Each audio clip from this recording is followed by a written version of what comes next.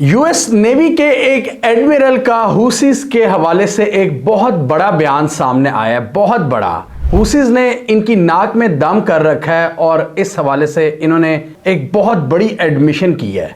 उन्होंने कहा कि हुसीज के साथ जो हमारी रेड सी के अंदर जंग जारी है, ये वर्ल्ड वॉर 2 के बाद सबसे बड़ी नेवल बैटल कंसीडर की जा सकती है। जी हाँ, वर्ल्ड वॉर 2 के बाद सबसे बड़ी नेवल बैटल। उन्होंने कहा कि ये यूएस नेवी के लिए पिछले कई दहाइयों में लड़ी जाने वाली सबसे बड़ी जंग है, सबसे बड़ी जंग। और वो किसी कंट्री या किसी बड़ी एंटिटी के साथ नहीं, बल्कि एक स्मॉल आर्म्ड ग्रुप के साथ, अंसारुल्लाह के साथ है, जो कि हुसीज के लिए डेफिनेटली एक बहुत बड़ी कामयाबी है, टैक्टिकल कामयाबी। तो उनके एग्जैक्ट अल्फाज ये हैं कि हमें इस बैटल को समझने के लिए वर्ल्ड वॉर 2 में वापस जाना पड़ेगा, जहां पर बहुत सी नेवल शिप्स इंगेज होती थी एक जंग की एक्टिविटी में। ये वाइस एडमिरल ब्रैड कूपर हैं, जिन्होंने मीडिया से बातचीत की है इस जंग के हवाले से और अपने चैलेंजेस को डिस्कस किया है। उन्होंने कहा कि जब मैं जंग की बात कर रहा हूं और इसको वर्ल्ड वॉर 2 की नेवल बैटल से कंपेयर कर रहा हूं, तो इसका मतलब यह है कि इस जंग का स्कोप इतना वसी इसलिए है कि इस लड़ाई में हम हमले कर रहे हैं उन पर, यानी अपने दुश्मन पर, दुश्मन हमारे पर हमला कर रहे हैं, हम फिर रिटेलिएटरी स्ट्राइक्स कर रहे हैं। तो उन्होंने कहा इसलिए ये एक प्रॉपर जंग की हालत है।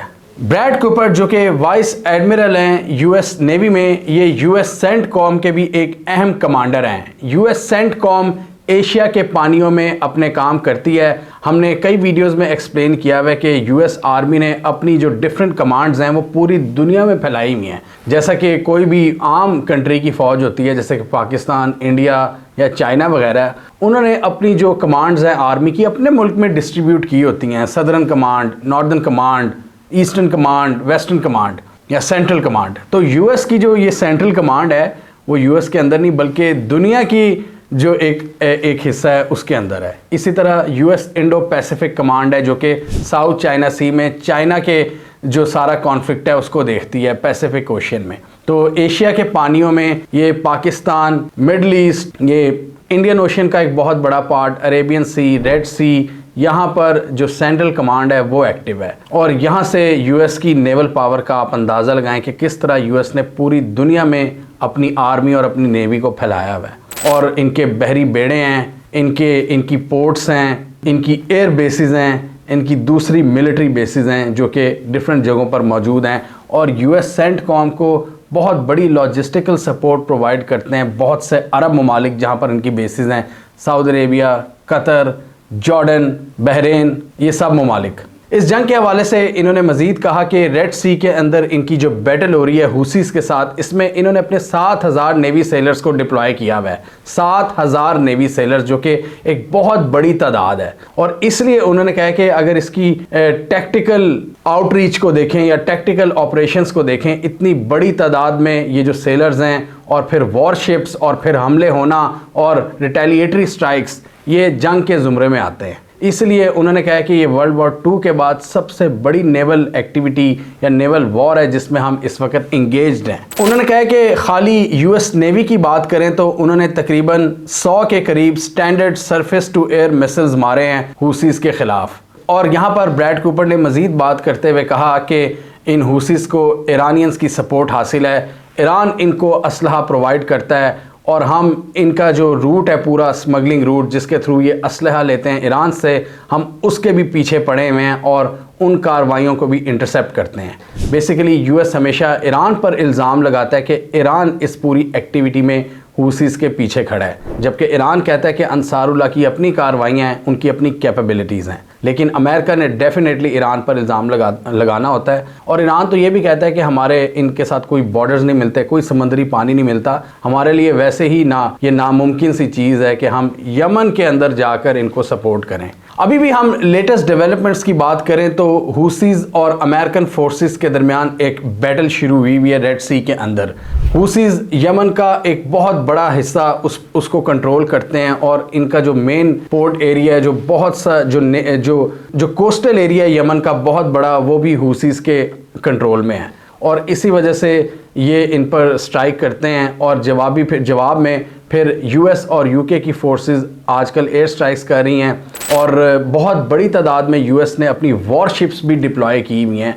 इसलिए इस एडमिरल का कहना है कि वॉरशिप्स की मौजूदगी बताती है कि ये कितनी बड़ी बैटल है वर्ल्ड वॉर 2 के बाद, कि हमें ये बहुत रेयर मौक़ों पर हुआ है कि हमें अपनी वॉरशिप्स डिप्लॉय करनी पड़ रही हैं। यूके के केस में हम देखते हैं कि उनके फाइटर जेट्स इन स्ट्राइक्स में हिस्सा ले रहे हैं यमन के अंदर, जबकि यूएस अपनी एयरफोर्स के साथ साथ अपनी नेवी को भी यूज़ कर रहा है, अपने वॉरशिप्स और वो जो टॉम हॉक क्रूज मिसाइल्स हैं उनको यूज़ कर रहा है यमन के अंदर हूसीस के ठिकानों को तबाह करने के लिए। हूसीस का नैरेटिव यही है कि जब तक इजराइल गजा के अंदर अपनी बर्बरियत ख़त्म नहीं करता, हम इजराइल बाउंड शिप्स पर हमले जारी रखेंगे। और उसके बाद हमने देखा था कि इन्होंने यूएस और यूके की जो शिप्स हैं उनको भी टारगेट करना शुरू कर दिया है, चाहे वो सिविलियन शिप्स हों चाहे वो मिलिट्री शिप्स हों। और इसी वजह से जितनी भी जो कमर्शियल शिप्स हैं उन्होंने रास्ता बदल लिया है और वो लंबा ट्रेड रूट इख्तियार करने पर मजबूर हैं और वो केप टाउन से होते हुए अटलांटिक ओशन के रास्ते यूरोप पहुंच रहे हैं। और जो शॉर्टेस्ट रूट है रेड सी का, जो कि एशिया और यूरोप को मिलाता है, वो डिस्टर्ब हुआ है। इसी वजह से अमेरिका ने प्रॉस्पेरिटी गार्डियन का आगाज़ किया था। शुरू में अमेरिका ने ये ऐलान किया था कि हम 10 मुल्क की एक नेवल अलाइंस बनाएंगे जिसमें हमारे यूरोपियन, अमेरिकन और अरब पार्टनर्स होंगे। बहुत से यूरोपियन पार्टनर्स ने अमेरिकन्स को डिच करा दिया, क्योंकि उन्होंने कहा कि हम इतनी बड़ी एक जंग में नहीं हिस्सा ले सकते जिसकी बाद में बहुत सी रेमिफिकेशंस हो सकती हैं, बहुत से जियोपॉलिटिकल मसले पैदा हो सकते हैं। इसीलिए इसी तरह अरब्स ने भी अमेरिकन्स का उस तरह साथ नहीं दिया। अमेरिका कहता रहा, आज भी कह रहा है, वो सऊदी अरब से भी कह रहा है कि आप इस जंग को ज्वाइन करें। सऊदी अरब और यूएई नहीं डायरेक्टली इसमें हिस्सा ले रहे। फिर पिछले दिनों हमने देखा कि यूके ने चाइना को प्रेशराइज़ किया, यूके ने, कि जी चाइना इस ट्रेड रूट को सिक्योर करने में अपना किरदार अदा करे और ईरानियंस को प्रेशराइज़ करे कि वो हूसीस को इन हमलों से रोके। अमेरिका क्लियरली इस वक्त बहुत ज़्यादा परेशान है हूसीस के इन हमलों की वजह से। हालांकि हूसीस की जो ज़्यादा आउटरीच है वो इतनी ज़्यादा नहीं है, वो बाबुल मंडप के करीब ही हमले कर रहे हैं, लेकिन वो एक चोक पॉइंट बनता है जहाँ से डेली की तादाद में तकरीबन 50 के करीब शिप्स गुजरती हैं ट्रेड का सामान लेकर। तो दुनिया की ट्रेड का एक बहुत बड़ा चंक इस झड़पों की वजह से मुतासिर हो चुका है। और हूसीस कह रहे हैं कि हम अपनी कार्रवाइयों से बाज नहीं आएंगे। हालांकि अभी रिसेंटली अमेरिका ने इनके 5 ठिकानों पर बमबारी की है यमन के अंदर, लेकिन हूसीस बाज नहीं आ रहे और वो यूके और यूएस की मिलिट्री और सिविलियन शिप्स को अटैक कर रहे हैं। और पिछले दिनों हमने देखा था कि एक इंडियन बाउंड शिप को भी उन्होंने निशाना बनाया, जो कि यूके की एक शिप थी जो इंडिया में क्रूड ऑयल लेकर जा रही थी। यूएस ने 3 mobile anti ship cruise missiles को निशाना बनाया है। इसके अलावा एक अनमैन्ड अंडर वाटर वेसल को निशाना बनाया है जिनका ताल्लुक हूसी से था। मतलब वो उनकी कैपेबिलिटीज़ को डेंट करने की कोशिश कर रही है जो यूएस आर्मी है। और यूएस आर्मी के मुताबिक हम हूसीस की जो कैपेबिलिटी है उसको डेंट करने में कामयाब हो रहे हैं और हम ये जो डिफरेंट स्ट्राइक्स कर रहे हैं यमन के अंदर, उससे हूसीस के जो इरादे हैं वो पस्त हो रहे हैं और उनकी जो फैसिलिटीज़ हैं, जो डिफरेंट उनके असलहा डिपोज़ हैं, उनको निशाना बनाया जा रहा है, जिसकी वजह से इनकी कारकर्दगी मुतासिर हो सकती है। लेकिन फ़िलहाल हूसीस के जो हमले हैं वो रुक नहीं रहे। इसके अलावा यूएस की सेंटकॉम ने यह भी क्लेम किया है कि यूएस कोस्ट गार्ड ने तकरीबन 200 पैकेजेस पकड़े हैं इल्लीगल वेपन्स के, जो कि हूसीस को सप्लाई किए जा रहे थे ईरान की जानिब से। अमेरिका के मुताबिक इस असलहा पैकेज में बैलिस्टिक मिसाइल कंपोनेंट्स और डिफरेंट एक्सप्लोसिव्स थे जो कि ईरानियन मेड थे। तो क्लियरली हमें नज़र आ रहा है कि यहाँ पर अमेरिकन फोर्सेस काफ़ी ज़्यादा परेशान नज़र आ रही हैं हूसीस के हमलों की वजह से, और इन्होंने वर्ल्ड वॉर 2 के बाद सबसे बड़ी नेवल बैटल इसको डिक्लेयर कर दिया है, क्योंकि इसमें इनके मुताबिक बहुत बड़ी तादाद में इन्होंने वॉरशिप्स डिप्लॉय किए हुए हैं, 7000 नेवी सेलर्स और बहुत बड़ी तादाद में जो दूसरा मिलिट्री इक्विपमेंट है जैसे कि एयर डिफेंस सिस्टम है, फाइटर जेट्स हैं, उनको भी डिप्लॉय किया हुआ है और वो स्ट्राइक्स भी कर रहे हैं। और वो इस पूरे रीजन में जो बेसिस हैं उनको यूज़ कर रहे हैं हूसीस पर हमलों के लिए, जिनमें जॉर्डन का नाम भी आजकल आ रहा है कि जॉर्डन की सरजमीन को भी यूज़ किया जा रहा है। जॉर्डन के अलावा जो साइप्रस है उसको भी यूज़ किया जा रहा है। और भी कुछ अरब ममालिक हैं जहाँ पर अमेरिकन मिलिट्री बेसिस मौजूद हैं जो कि इन हमलों में यूज़ हो रही हैं। हमें कमेंट सेक्शन में बताइए आपके ख्याल में अमेरिका जो इस वक्त इतना खुलकर ये एडमिट कर रहा है कि इस जंग ने इनको काफ़ी ज़्यादा डिस्टर्ब किया हुआ है, क्या ये अमेरिकन सच बोल रहे हैं या ये कोई जंगी हिकमत अमली है जिससे दुश्मन की सफ़ों में कन्फ्यूजन मज़ीद फैलाई जा रही है।